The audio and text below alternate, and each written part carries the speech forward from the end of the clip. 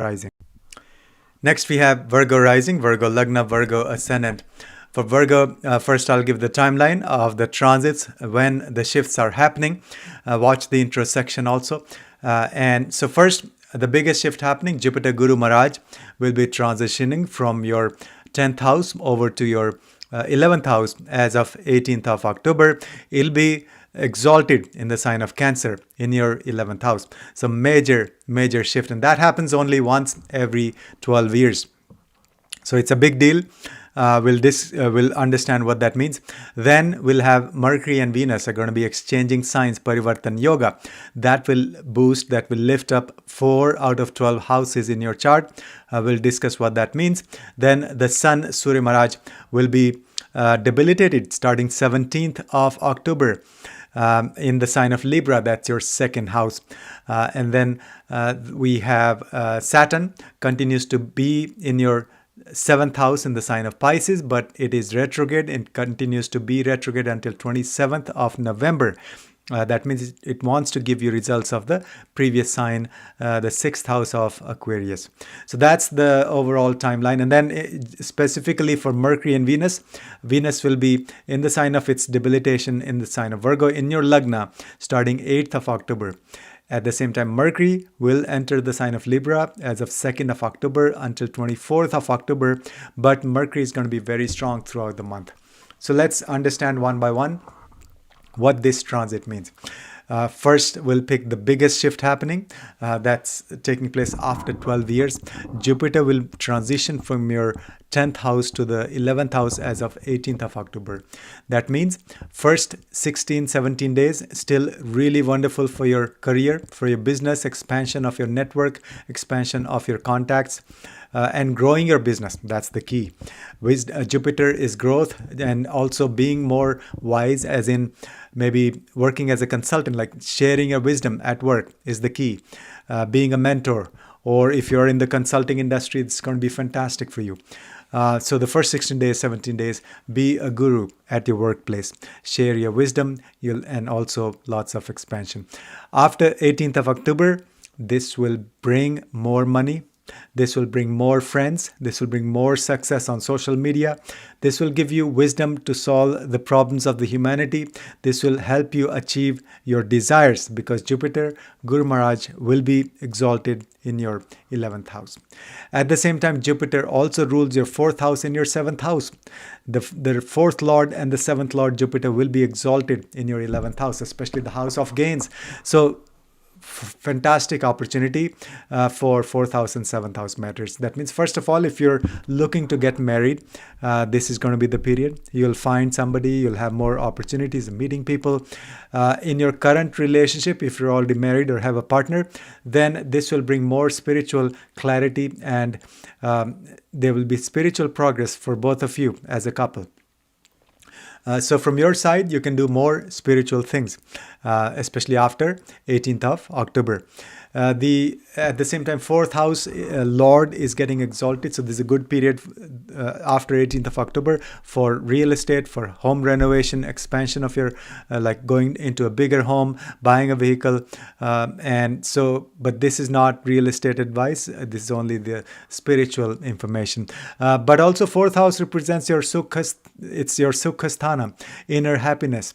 So after 18th, you'll have more clarity, what makes you happy. It's also a good period to invite friends at home or just go and meet your spiritual friends, your Sangha. The 4th Lord is going to the 11th house. So that means from your home, you may actually go and meet your friends and make a lot of spiritual friends out there. So that's the transit, the shift of Jupiter. Then let's see what's happening with Mercury and Venus. Mercury and Venus are going to be exchanging signs. Parivartan Yoga is going to be there from 8th of October through 16th of through 24th of October. So the middle 2 weeks, Mercury and Venus both are very, very powerful. What does that mean? First of all, Mercury is your Lagna Lord. So your Lagna Lord is going to be extremely strong pretty much throughout the month actually. First it enters Libra, which is the friendly sign. Then it has a Parivartan Yoga. So your Lagna Lord is strong. That means good for human immunity, good for health, good for self-confidence, good for discovering who you are, and good for self-care, focusing on yourself. So that's the Mercury. And at the same time, Mercury is also your 10th Lord. So the 10th Lord is powerful throughout the month. So we saw first 17 days, Jupiter is still going to be in the 10th house of career. Plus Mercury, the Lord of the 10th house, is very strong throughout the month. So that means excellent period for career, expansion of your career, projects, business, developing networks and contacts. And then we have Venus. Venus is going to be having a Parivartan Yoga with Mercury the middle 2 weeks of October. That means your 9th house and your 2nd house are going to be very powerful. So this will bring more luck to you the middle 2 weeks, better connection with your gurus, maybe learning from the gurus, or you yourself will become a guru. And then also family wealth improve, your connection with your family, kutumba will improve, and it's good for finances, for wealth management, all of that. Plus it's good for speech and for eating and food and diet, all of that. But the first week and the last week is a different story. First week of October, because Venus is going to be debilitated. Actually not debilitated. Venus is going to be with Ketu in the sign of Leo in your 12th house. So be careful with your relationships, be careful with your family wealth, especially the first week. Do not end up making any headless mistakes when it comes to your family wealth, when it comes to your resources, your speech. So be careful using your words. You may actually end up being misunderstood the first week of October.